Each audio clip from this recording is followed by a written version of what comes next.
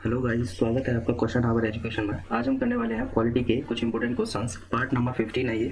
इससे पहले मैंने 14 पार्ट करा दिए हैं, आप जाके उनको देख लीजिए, उसमें भी इंपॉर्टेंट क्वेश्चंस हैं। तो चलिए शुरुआत करते हैं आज की क्लास की। आपकी स्क्रीन पर पहला क्वेश्चन है, the prime minister of India is the de facto head of which of the following bodies.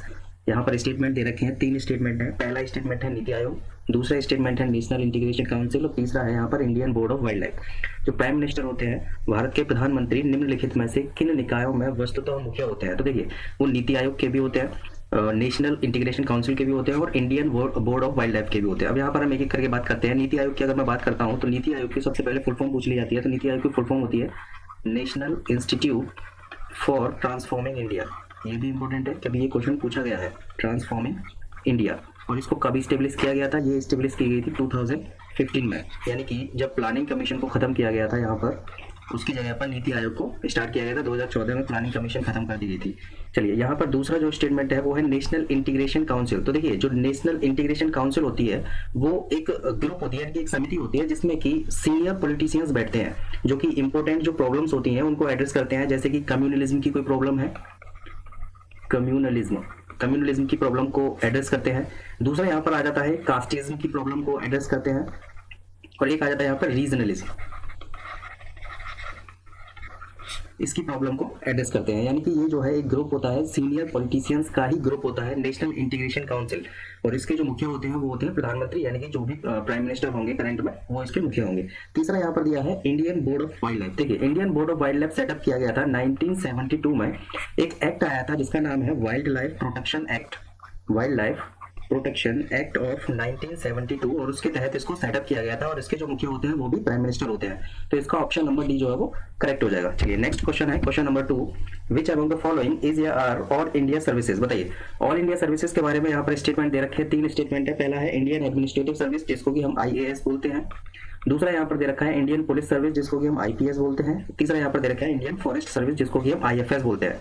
आपको पता होगा एक आर्टिकल है, आर्टिकल नंबर 312 में ऑल इंडिया सर्विसेज के बारे में लिखा है।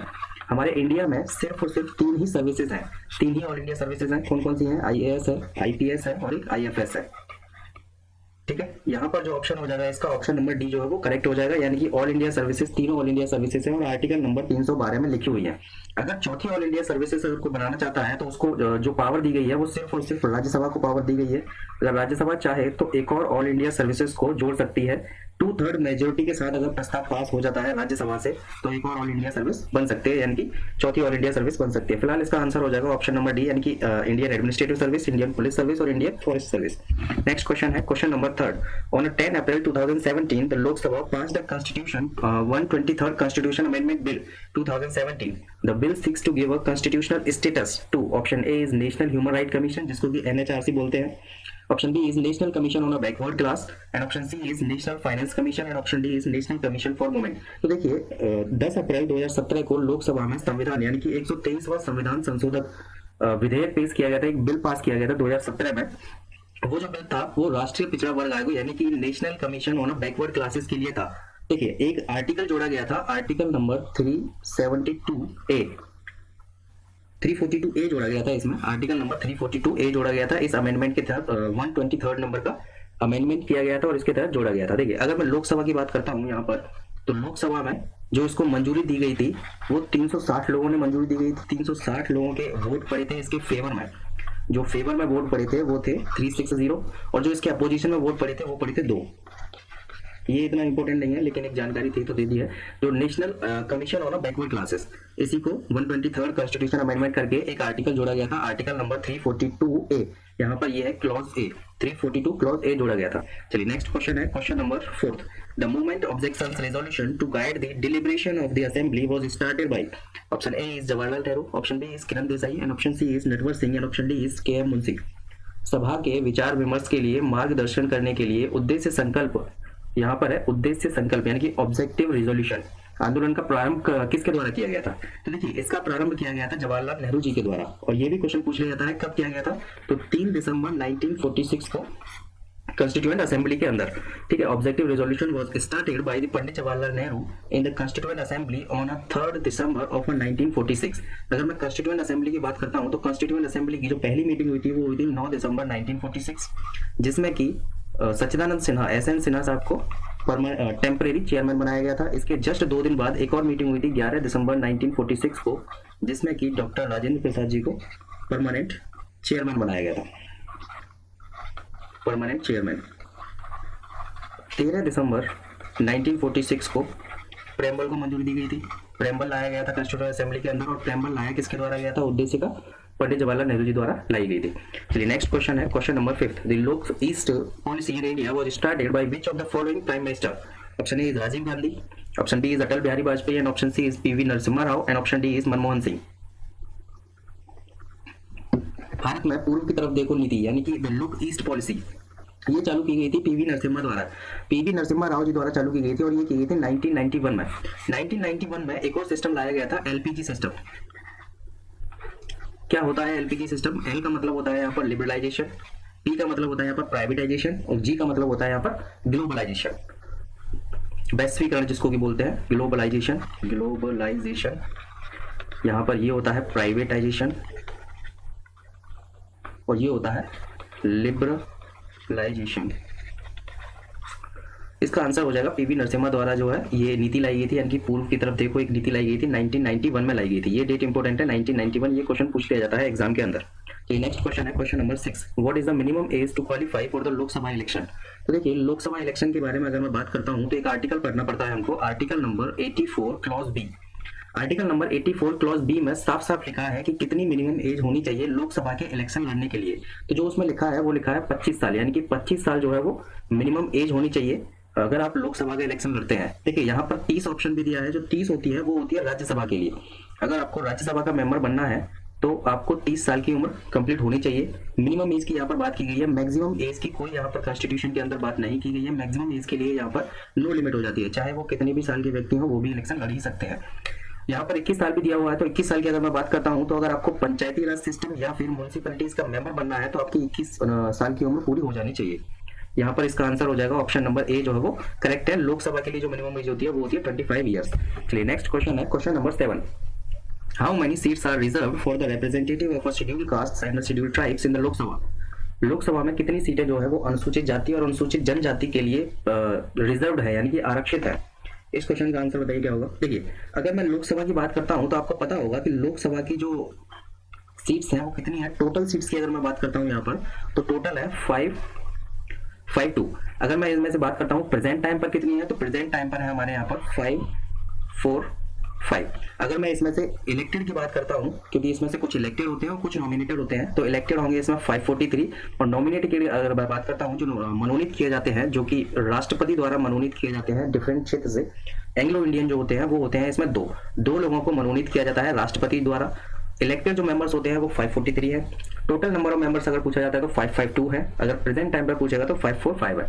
यहाँ पर जो है शेड्यूल कास्ट के लिए और शेड्यूल ट्राइब के लिए जो रिजर्वेशन रखा गया है लोकसभा के अंदर वो रखा गया है 131 सीट्स का, यानी कि 131 सीट का रिजर्वेशन यहाँ पर रखा गया है। ऑप्शन नंबर डी जो है वो करेक्ट हो जाएगा। चलिए नेक्स्ट क्वेश्चन है, question number 8। Who among the following is addressed as the chairman of the Rajya Sabha? निम्नलिखित में से किसका संबोधन राज्यसभा के अध्यक्ष के रूप में किया जाता है? तो देखिए इंडिया के जो वाइस प्रेसिडेंट होते हैं वो राज्यसभा के चेयरमैन कहलाए जाते हैं, चेयरमैन कहलाए जाते हैं। वाइस प्रेसिडेंट इस टाइम पर एम वेंकैया नायडू हैं। कहाँ के हैं ये? तमिलनाडु के हैं, Venkaiah Naidu, Tamil Nadu Venkaiah Naidu. Option number C जो है वो इसका करेक्ट हो जाएगा।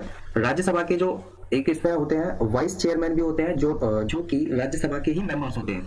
वाइस प्रेसिडेंट के लिए एक और बात खास होती है कि ये जो है राज्यसभा के मेंबर नहीं होते हैं, ये किसी भी सदन के मेंबर नहीं होते हैं, लेकिन फिर भी इनको राज्यसभा का चेयरमैन बनाया जाता है। ये हमारे कॉन्स्टिट्यूशन में लिखा हुआ है तो बना दिया जाता है, राज्यसभा का चेयरमैन इनको बना दिया जाता है। अगर बाई चांस ऐसा हो जाए कि राज्यसभा के चेयरमैन नहीं है तो इनकी जगह पर जो वाइस चेयरमैन बनाए जाते हैं जो कि राज्यसभा के मेंबर होते हैं, उनको मेंबर होना ही पड़ेगा वाइस चेयरमैन बनने के लिए।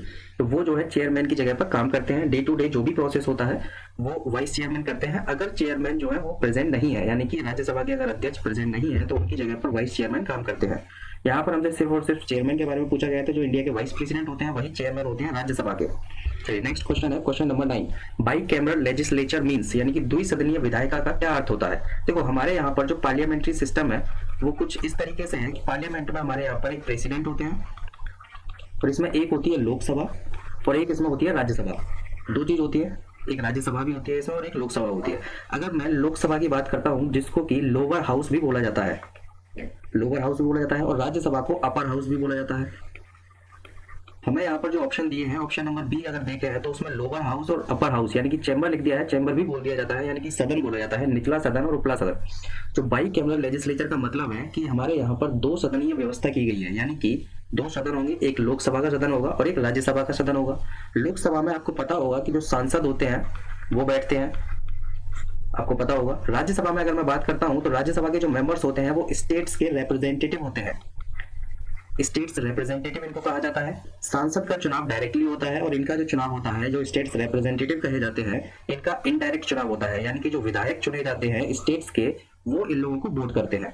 और सांसद को कौन वोट करता है? आम आदमी वोट करता है। यहाँ पर आम आदमी पार्टी नहीं है, एक आम इंसान है। नेक्स्ट क्वेश्चन है question number 10। The Indian constitution declares the India as all of the following except. यहाँ पर प्रेम्बल की बात आती है। अगर आपने प्रेम्बल पढ़ा होगा तो आप इसका आंसर आसानी से टिक कर देंगे। देखिए प्रेम्बल में हमारे में कम्युनिस्ट के बारे में कहीं नहीं लिखा है, साम्यवादी के बारे में। अगर मैं प्रेम्बल की एक लाइन पढ़ना चाहूँ तो प्रेम्बल जो इंडिया का कहता है वो स्टार्ट होता है वी द पीपल के साथ। अगर मैं पढ़ना चाहूँ यहाँ पर, we the people of India having solemnly resolved to constitute India into a sovereign, socialist, secular and democratic republic। यहाँ पर मैंने 3 वर्ड बोले हैं, एक तो मैंने सेक्युलर बोला है, एक मैंने सोशलिस्ट बोला है, एक मैंने बोला है यहाँ पर डेमोक्रेटिक रिपब्लिक, और यहाँ पर एक और वर्ड है इसमें जोड़ा गया है, वो है सोवरेन। ये हमारा प्रेम्बल के अंदर लिखा हुआ है। अगर आपको प्रेम्बल जरूर पढ़ना चाहिए, पूरा याद होना चाहिए, रटा होना चाहिए। तो इस क्वेश्चन का आंसर हो जाएगा ऑप्शन नंबर ए जो है वो करेक्ट है। यहाँ पर हमसे सिर्फ इतना पूछा गया था कि भारतीय संविधान ने भारत में निम्नलिखित में से को छोड़कर बाकी सभी को घोषित किया है। तो सिर्फ और सिर्फ साम्यवादी को छोड़ करके बाकी सब जो है प्रेम्बल में लिखा हुआ है। प्रजातांत्रिक गणराज्य लिखा हुआ है, समाजवादी धर्मनिरपेक्ष ये भी लिखा हुआ है, और सोवरेन भी लिखा हुआ है। तो नेक्स्ट क्वेश्चन है question number 11। Which state has the highest Lok Sabha seats in India. तो आपको पता होगा अगर लोकसभा की जो सबसे ज्यादा सीट है वो उत्तर प्रदेश के अंदर है। कितनी सीट है? 80 सीट है। अगर मैं राज्यसभा की बात करता हूँ तो राज्यसभा की भी कितनी सीटें हैं हमारे यहाँ पर? 31 सीटें हैं उत्तर प्रदेश के अंदर। उत्तर प्रदेश के अंदर सब कुछ सबसे ज्यादा है, क्योंकि जो राज्यसभा और लोकसभा की सीटों का आवंटन होता है वो पॉपुलेशन के हिसाब से होता है, और उत्तर प्रदेश की पॉपुलेशन सबसे ज्यादा है। अगर एरिया वाइज होता तो शायद सबसे ज्यादा सीटें राजस्थान के अंदर होती, क्योंकि राजस्थान जो है वो एरिया वाइज सबसे बड़ा स्टेट है।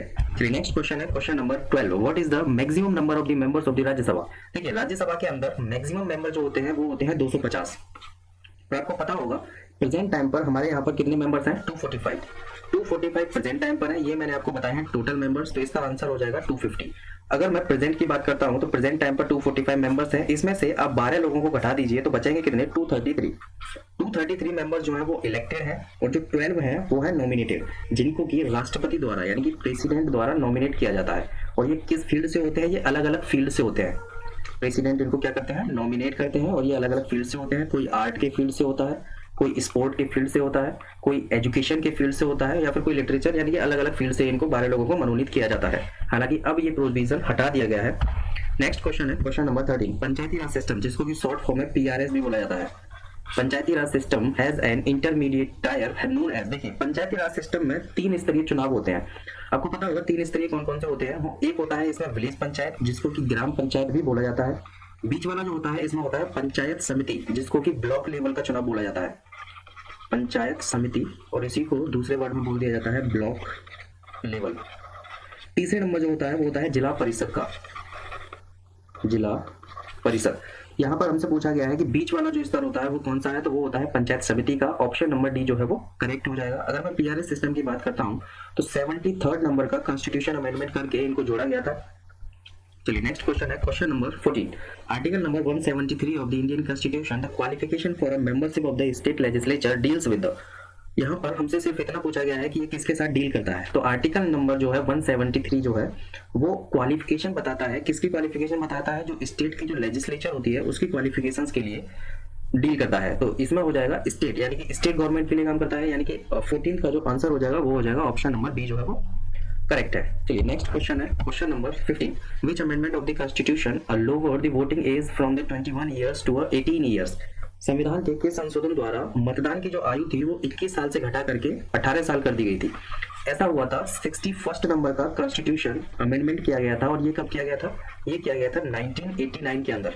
और यहाँ पर जो उम्र को 21 साल से घटा करके 18 साल कर दिया गया था, यानी कि ऑप्शन नंबर ए जो है वो करेक्ट हो जाएगा। यानी कि 61st नंबर का कॉन्स्टिट्यूशन अमेंडमेंट किया गया था 1989 के अंदर, जिसमें कि 21 साल से 18 साल एज कर दिया गया था वोटिंग एज, यानी कि मतदान देने की उम्र जो है वो घटा करके 21 साल से 18 साल कर दी गई थी। चलिए नेक्स्ट क्वेश्चन है question number 16, which of the following is one of the characteristics of the civil services in India? Option A is neutrality and impartiality, option B is temporary political executive nexus, and option C is partisan, and option D is all of the given option। ठीक है, इसको आप directly याद रखिए, civil services के बारे में पूछा गया है, ऑप्शन नंबर ए जो है वो इसका करेक्ट हो जाएगा। चलिए नेक्स्ट क्वेश्चन है question number 17, who appoints the advocate general of the state in India? Advocate general, देखिए आर्टिकल नंबर 165 के बारे में आपने पढ़ा होगा। आर्टिकल नंबर 165 में लिखा हुआ है एडवोकेट जनरल, और ये कहाँ के एडवोकेट जनरल होंगे? स्टेट के advocate general, advocate general of state. Article number 165 में साफ साफ लिखा है।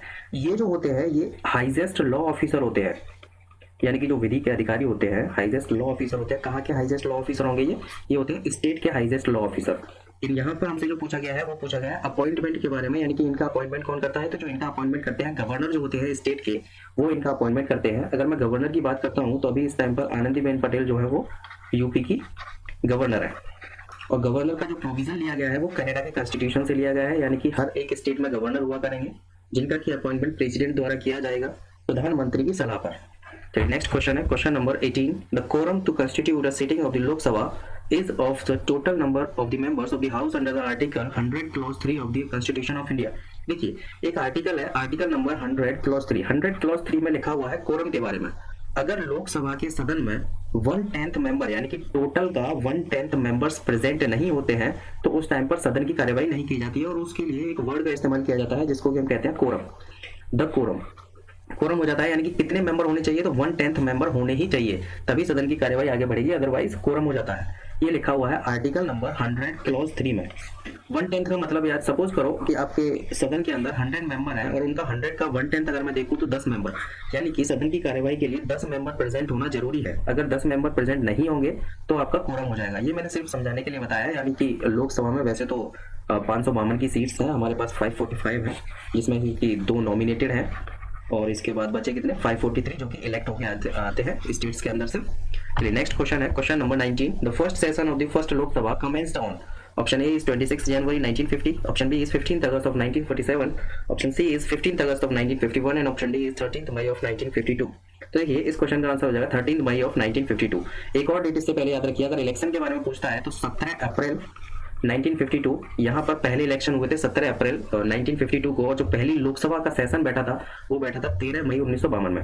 नेक्स्ट क्वेश्चन है क्वेश्चन नंबर 20, और ये लास्ट क्वेश्चन होगा हमारा, विच of the following parliamentary committees does not draw any members from the Rajya Sabha? यानी कि ऐसी कौन सी कमिटी होती है, यानी कि ऐसी कौन सी समिति होती है जिसमें कि राज्यसभा में से एक भी मेंबर को नहीं लिया जाता है? तो एक समिति होती है जिसका नाम होता है committee on estimation, estimate committee, जिसको कि प्राकलन समिति भी बोला जाता है। प्राकलन समिति में टोटल नंबर ऑफ मेंबर्स जो होते हैं वो 30 मेंबर होते हैं, और ये जो 30 मेंबर होते हैं ये लोकसभा से लिए जाते हैं। अगर मैं हाल फिलहाल में बात करूं, जो इनके चेयरमैन हैं उनका नाम आप चेक कर लीजिए एक बार, फिर भी उनका नाम है मुरली मनोहर जोशी, और ये किस पार्टी के हैं? जाहिर सी बात है ये बीजेपी के होंगे, क्योंकि अभी बीजेपी की सत्ता चल रही है। तो यहाँ पर हमारा ऑप्शन नंबर ए जो है वो करेक्ट हो जाएगा, यानी कि प्राकलन समिति जो होती है, यानी कि एस्टिमेट कमिटी जो होती है उसमें 30 मेंबर होते हैं, और जो प्राकलन समिति का जो टाइम पीरियड होता है वो होता है 1 साल का, यानी कि जो इसका टेन्योर होता है वो होता है 1 ईयर का। जो इसके चेयरमैन है वो है अभी इस टाइम पर बीजेपी के Murli Manohar Joshi. Option number A जो है वो करेक्ट है इसका। चलिए ये हमारा आज का लास्ट क्वेश्चन था। अगर वीडियो पसंद आया तो लाइक कर दीजिए इसको, अगर आपको कोई भी प्रॉब्लम है तो आप कमेंट करके बता सकते हैं। चैनल को सब्सक्राइब जरूर कर लेना, और stay safe and stay home, ये बहुत जरूरी हो गया है। चलिए मिलते हैं फिर नेक्स्ट वीडियो में कुछ और नए क्वेश्चंस के साथ, तब तक के लिए take care and bye bye.